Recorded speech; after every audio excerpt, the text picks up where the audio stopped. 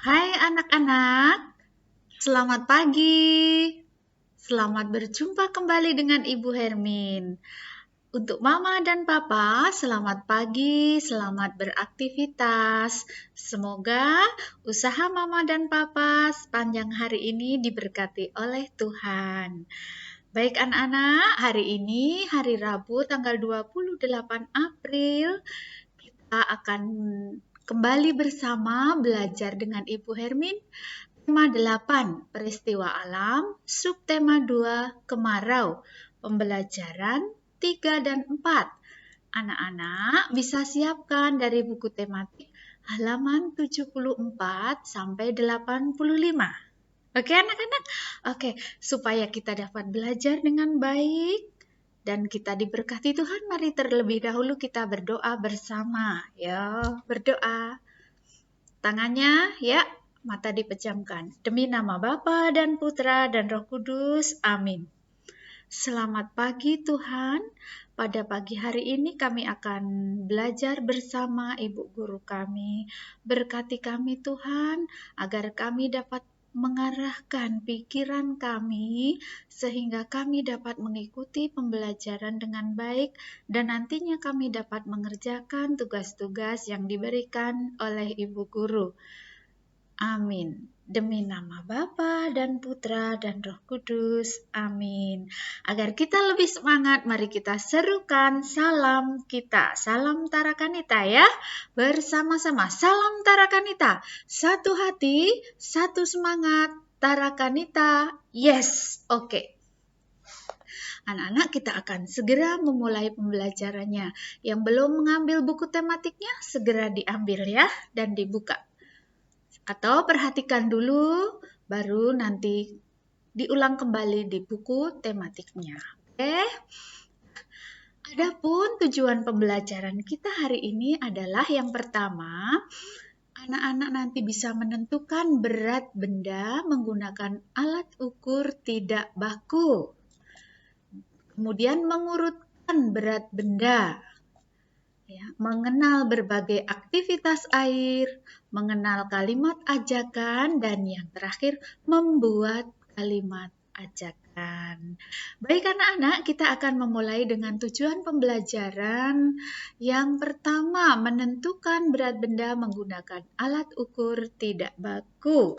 Ya, seperti apa? Nah, kita baca dulu bersama-sama ya. Sebelum kita menentukan berat benda, kita membiasakan diri dulu untuk membaca bersama-sama ya. Yuk, saat istirahat tiba. Nah, Ibu ulangi ya. Yuk, semua duduk dengan rapi. Dengarkan dengan baik. Yuk. Saat istirahat tiba. Matahari bersinar dengan cerah. Benny dan teman-teman bermain di halaman sekolah. Sambil bermain, Benny menceritakan kegiatannya di rumah. Kegiatan belajar bersama ibu pada hari libur. Benny dan ibu menimbang benda yang ada di rumah. Mereka menimbang benda dengan alat ukur tidak baku. Mereka menggunakan penggaris dan gantungan baju. Nah, jadi alat ukurnya yang untuk menimbang itu menggunakan penggaris dan gantungan baju. Nah, anak-anak pasti tahu gantungan baju atau hanger karena anak-anak sudah lebih dari satu kali mencoba menimbang benda menggunakan gantungan baju. Jadi anak-anak pasti sudah paham, kita tinggal mengulang saja. Mereka juga menggunakan buku dan kelereng. Nah, buku dan kelereng. Benny menggambarkan cara membuatnya di atas pasir. Nah, ini amati gambar berikut. Nah, ini alat-alat yang saya pakai untuk menimbang benda. Teman-teman dapat membuatnya di rumah. Nah, ini yang digunakan Benny. Ini balok. Balok untuk meletakkan papan atau penggaris panjang. Lalu di ujung sebelah kanan dan kiri diberi piring. Piring itu untuk meletakkan benda yang ditimbang, juga alat ukur tidak baku yang digunakan sebagai anak timbangannya. Nah, nih sekarang begini caranya, ambil buku yang akan ditimbang. Nah, bukunya diambil, letakkan di ujung sebelah sini. Lalu taruh di atas piring di ujung sebelah kiri. Nih, letakkan di atas piring. Ambil kelereng untuk mengukur berat. Ini kelerengnya letakkan di sebelah kanan untuk mengukur beratnya. Ini sebagai anak timbangannya. Amati sampai penggaris seimbang. Catat berapa benda yang ditimbang. Nah, kalau sudah sejajar, ini sisi kanan, sisi kiri sudah sejajar, ini baru dinamakan seimbang. Kalau dilihat seperti ini, berarti ini kelerengnya ada berapa ya? 1, 2, 3, 4, 5, 6. Berarti berat buku ini ada 5 atau 6 kelereng. Nah, selain penggaris, anak-anak bisa juga menggunakan gantungan baju seperti yang anak-anak sudah praktekkan di pembelajaran sebelumnya. Ambil gantungan baju yang ada di rumah anak-anak. Tentu masih ingat ya, menggunakan kantong asoy di sisi sebelah kanan dan kiri. Contohnya, nah seperti ini. Diletakkan di paku, bisa juga anak-anak kalau praktek biasanya dicantolkan di gagang pintu ya. Kalau kirim video, jadi anak-anak sudah bisa, ini tinggal mengulang kembali. Nah, ambil sendok yang akan ditimbang, lalu masukkan ke dalam kantong di ujung kiri. Ambil kelereng untuk mengukur berat. Nah, kelereng itu sebagai anak timbangannya. Lalu masukkan ke kantong di ujung kanan. Amati sampai gantungan baju seimbang. Hitung banyaknya kelereng. Itulah berat sendok yang setimbang. Nah, ini contohnya. Ini sendoknya dimasukkan di sini, kelerengnya ini. Kita hitung kelerengnya sehingga sudah setimbang dengan sendok. 1, 2, 3, 4, 5. Berarti berat 1 sendok sama dengan 5 kelereng. Nah ini. Benny menceritakan dengan baik. Benny juga telah menggambar dengan baik. Dapatkah kamu membuatnya di rumah? Kamu bisa menimbang benda apa saja. Kamu bisa menimbang dengan alat ukur tidak baku, seperti buku tulis, kelereng, dan lain-lain. Dan lain-lain ini bisa menggunakan koin, juga bisa menggunakan kerikil, bisa juga menggunakan buah-buahan. Ya, tidak baku, jadi tidak harus anak timbangan yang resmi itu, yang baku. Kemudian, nah ini contohnya. Benny, nih pertama, Benny menimbang dengan penggaris. Penggaris tadi dengan balok tadi yang diletakkan di atas balok. Benny menimbang alat tulis dengan kelereng. Nah, alat tulisnya yang ditimbang, anak timbangannya kelereng. Ini hasil timbangan Benny. Yang pertama, Benny menimbang buku tulis. Buku tulis yang ditimbang Benny itu beratnya 5 butir kelereng. Yang kedua, Benny menimbang tempat pensil atau kotak pensil. Beratnya 8 kelereng. Dan yang ketiga, Benny menimbang buku gambar. Setelah ditimbang, dia seimbang, beratnya 7 butir kelereng. Nah, ini hasil Benny menimbang. Sekarang coba amati ya nak ya.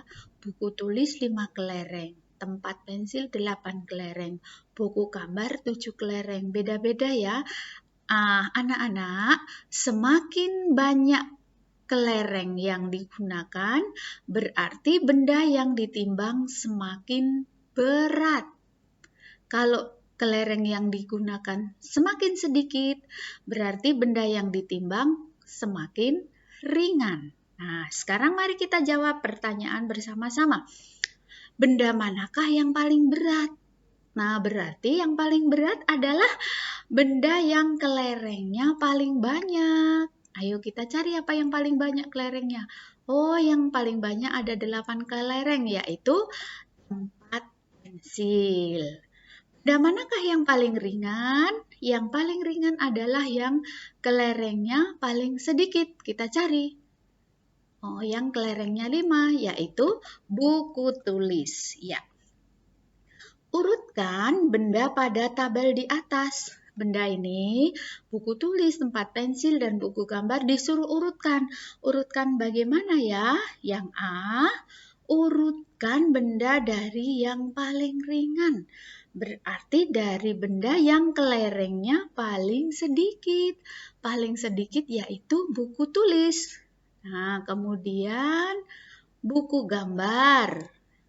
Dan yang berikutnya tempat pensil. Nah, ini kalau dari yang paling ringan, buku tulis, buku gambar, tempat pensil.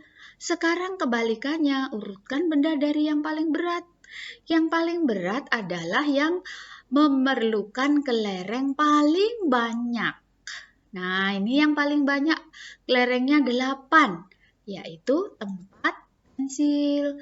Berikutnya buku gambar dan yang terakhir buku tulis. Paham ya anak-anak? Paham, ini pasti anak-anak sudah paham sekali karena anak-anak sering mencoba. Bagus. Nah, untuk pembelajaran berikutnya, mari kita bersama-sama membaca lagi ya, supaya anak-anak lebih lancar membaca. Yuk. Hari menjelang sore. Udin mengajak teman-teman bermain bersama. Udin bermain di sungai dekat rumah Edo. Saat musim kemarau, air sungai menjadi dangkal, jadi tidak dalam airnya, dangkal. Makanya Edo dan teman-temannya bermain di situ karena airnya dangkal. Tinggi airnya sebetis Edo, jadi sebatas betisnya Edo, nggak ada sampai selutut, nggak ada. Ayah Edo mengizinkan mereka bermain di sungai. Kenapa? Karena air sungainya dangkal dan jernih, maka dia diizinkan untuk bermain. Jika tidak dangkal, mereka dilarang bermain sendiri. Yang jelas dangkal dan jernih. Kalau airnya tidak jernih, kotor pasti nggak boleh, itu airnya bersih. Dalam perjalanan mereka bertemu dengan Dayu. Dayu hendak menjemput Lani dan Siti. Dayu dan teman-teman akan menari di balai desa. Nah, ini. Nah, Udin dan Beni tadi bermainnya di sungai. Kalau Dayu dan Siti akan menari. Ini kita yang Udin, Beni, dan Edo. Nah, Udin, Beni, dan Edo sampai di sungai. Mula-mula mereka berdiri berjajar di pinggir sungai. Nah, ini berdiri berjajar. Dia hanya berdiri di pinggir sungai. Sambil berdiri mereka berjalan di tempat. Kaki mereka menjadi basah. Nah, ini berdiri. Setelah berdiri, dia berjalan di tempat. Maksudnya, dia berjalan di pinggir sungai itu tidak berjalan ke depan atau ke belakang atau ke samping kanan kiri, tidak. Tapi di tempat. Artinya, dia berjalan di tempat, artinya dia hanya mengangkat kaki di tempat secara bergantian. Dia angkat kaki kanan, kaki kiri secara bergantian. Itu namanya berjalan di tempat, artinya jalannya tidak berpindah tempat. Lalu kaki mereka menjadi basah. Nah, ini kakinya basah. Setelah berjalan di tempat, mereka jongkok di sungai dengan menekuk lututnya. Nah, sekarang yang terakhir nih. Setelah itu mereka berjongkok. Nah, ini mereka berjongkok lalu duduk di sungai. Ketika berjongkok posisinya dia menekuk lututnya. Ketika berjalan di tempat dia mengangkat kaki secara bergantian. Nah, saat duduk, nah nih setelah duduk, nah ini posisinya ini sekarang ini jongkok menekuk lutut. Sekarang dia lurus kakinya, kaki telunjur itu posisi kakinya lurus, tidak ditekuk. Nah, saat duduk mereka bermain oper bola, ini bermain oper bola. Benny bermain mengoper bola ke Edo nih, oper bola ini. Sambil duduk di pinggir sungai.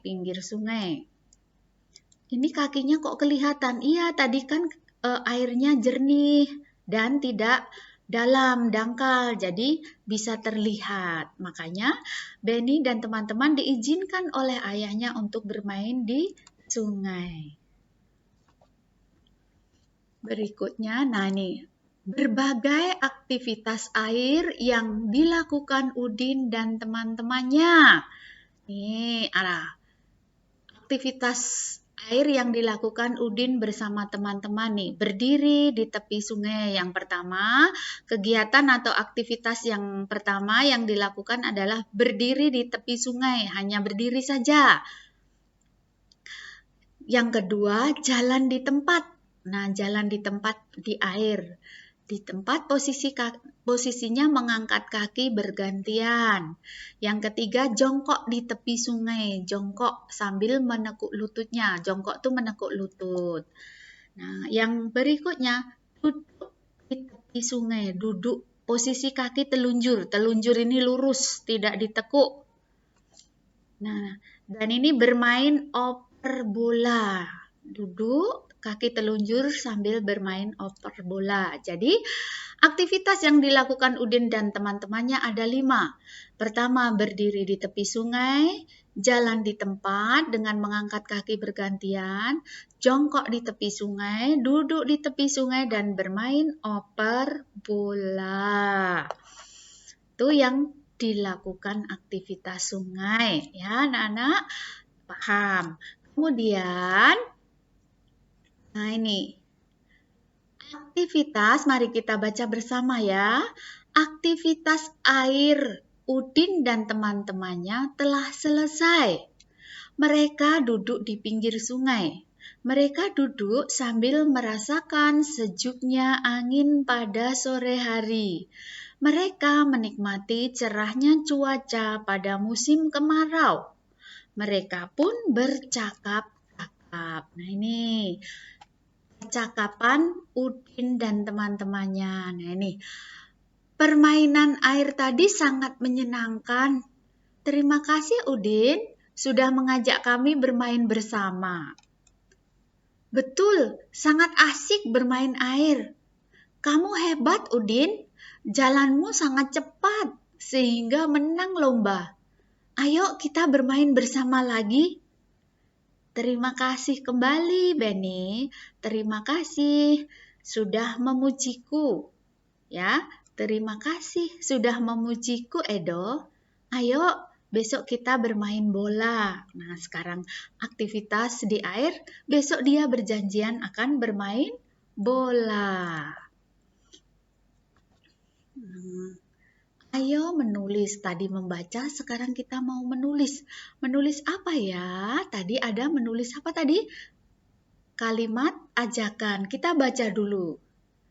Cuaca pada musim kemarau sangat cerah.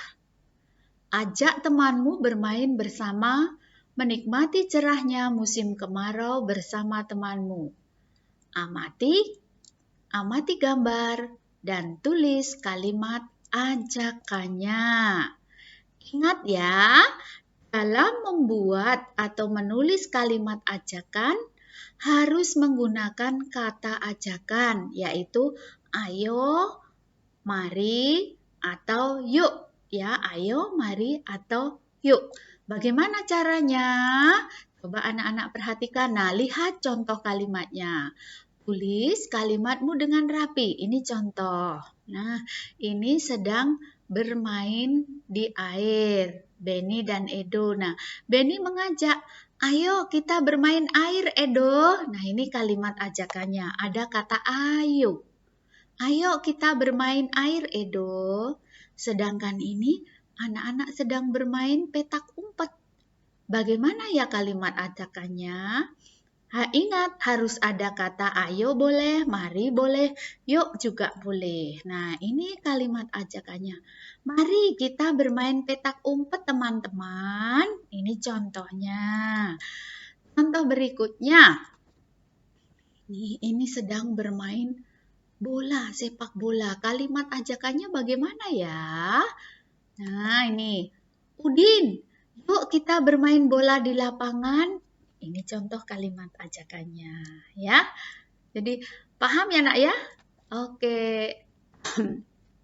Nah, ini anak-anak sudah mau pulang sekolah ya, sudah selesai pembelajarannya. Anak-anak tadi hari ini belajar apa kita? Ya, kita belajar menentukan berat benda dengan satuan tidak baku. Kemudian mengurutkannya. Dan berikutnya belajar mengenal aktivitas air, macam-macam aktivitas air, dan membuat kalimat ajakan. Oke anak-anak, itu pembelajaran kita hari ini. Nah, sekian pembelajaran jarak jauh pada hari ini. Terima kasih anak-anak sudah mengikuti dan menyimak dengan baik. Selamat mengerjakan tugas yang Bu Hermin kirimkan. Kerjakan dengan sungguh-sungguh supaya hasilnya bagus. Baik anak-anak, mari kita akhiri PJJ hari ini dengan berdoa bersama. Demi nama Bapa dan Putra dan Roh Kudus. Amin. Selamat siang Tuhan. Terima kasih Engkau telah bimbing, telah berkati kami selama kami mengikuti pembelajaran jarak jauh. Tuhan, sekarang kami akan mengerjakan tugas. Dampingi kami, bimbing kami, agar kami dapat mengerjakan tugas dengan sungguh-sungguh. Amin. Santo Carolus Borromeus, doakanlah kami. Bunda Elizabeth, doakanlah kami. Maria Bintang Samudra, doakanlah kami. Amin.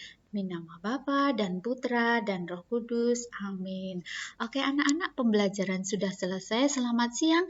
Jangan lupa anak-anak tetap patuhi protokol kesehatan. Jangan lupa memakai masker jika keluar dari rumah dan tidak boleh di dalam kerumunan atau keramaian. Jauhi keramaian, kerumunan supaya anak-anak tidak tertular COVID-19, tetap sehat. Oke, selamat siang.